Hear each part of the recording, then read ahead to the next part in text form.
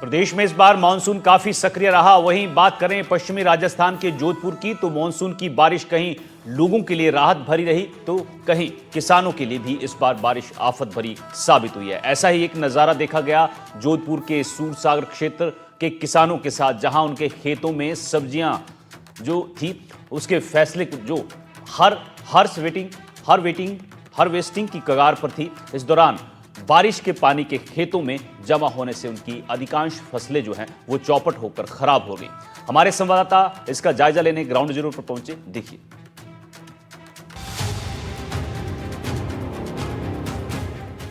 वो मरुधरा जहां के किसान पानी के इंतजार में रहते थे, आज पानी से परेशान हैं। इस बार के मानसून ने नदियों के पेट को तो भर दिया है, पर शायद किसानों की थालियां सूखी ही रहने वाली हैं। अत्यधिक बारिश के कारण जो है वो किसानों के लिए भी इस बार मानसून काफ़ी आहत भरा साबित रहा। और कह सकते हैं इस वक्त जो है हम जोधपुर के सूरसागर क्षेत्र में हैं, जहां आप देख सकते हैं किसानों को किस प्रकार से इस बार जो है वो बारिश के कारण उनके खेतों में जो है वो पानी इकट्ठा हो गया, जिसके कारण उनकी कई फसलें चौपट हो गई और इसी कारण उनको जो है वो कहीं दोहरी मार को झेलने पर भी मजबूर होना पड़ रहा है। प्रतिदिन करीब जो है हजारों रुपए का नुकसान इन किसानों को झेलना पड़ रहा है। जहां एक और किसानों की फसलें चौपट हो गई है, तो वहीं दूसरी ओर जिस प्रकार से मंडियों में भी जो है इन सब्जियों के दाम में भी जो है इजाफा हो रहा है।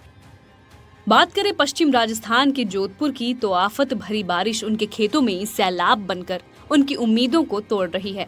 जोधपुर के सूरसागर क्षेत्र के किसानों के यहाँ खेतों में सब्जियों की फसलें जो हार्वेस्टिंग के कगार पर थी, अब कभी भी लोगों की थालियों तक नहीं पहुँच पाएंगी। बारिश के पानी के खेतों में जमा होने से उनकी अधिकांश फसलें चौपट होकर खराब हो गई हैं।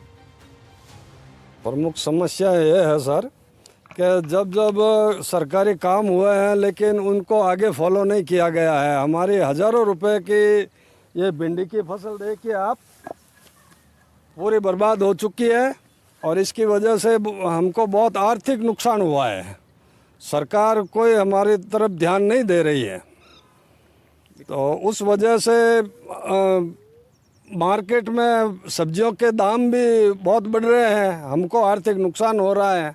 बरसात के पानी के साथ 25 बस्तियों का पानी और पूरे पहाड़ों से होते हुए यहाँ पानी जो आता है और यहाँ खेतों में जो हमारी लाखों रुपए की नुकसान होता है, लाखों की फसल का नुकसान होता है, ये हर बार हमने सरकार को अवगत कराया। सरकार ने प्रयास किया, लेकिन अभी भी पिछले 3 साल से लाख करोड़ों का काम शुरू तो कर दिया, लेकिन उसको पूरा नहीं कर पाए। 56 बीघा की जमीन है, हमारे फसलें रोज ना होती है और निगम का पानी है, सूरसागर चांदपुर विद्या साल का पानी फसलिया पे डालते हैं, भरा जा रहा है, घर पे नुकसान है, बच्चे बीमार हो रहे हैं और सब ऐसे तरह से बीमार हो रहे हैं। वो मतलब वो पानी की निकासी नहीं है, जानवर बीमार होता है।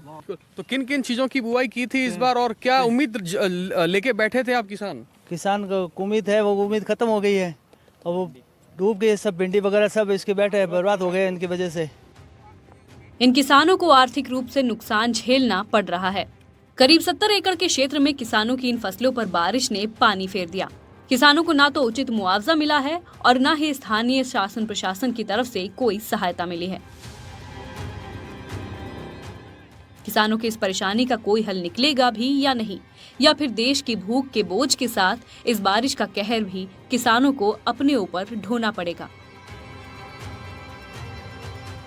इसमें जो है सिर्फ बारिश का ही पानी नहीं है, जो आसपास के कुछ सीवरेज के पानी है वो भी जो है इन के खेतों में आ रहा है और स्थानीय जो नगर निकाय है, जो संबंधित विभाग है, वो भी इस ओर जो है वो गंभीर नहीं है। और देखने वाली बात है कि किसानों को जिस प्रकार से ये दोहरी मार झेलनी पड़ रही है, जो जिसे अन्नदाता कहा जाता है, इनकी फसलें जिस प्रकार से इस बार चौपट हुई है, तो अब देखने वाली बात है कि शासन प्रशासन से जुड़े जिम्मेवार इन किसानों की समस्याओं को कितना गंभीर ले पाते हैं और जो इनको आर्थिक नुकसान हुआ है, जो इनको दोहरी मार झेलनी पड़ी है, इनके इन जख्मों के ऊपर कितना मलम लगा पाते हैं। जोधपुर से एनडीटीवी के लिए मुकुल परिहार।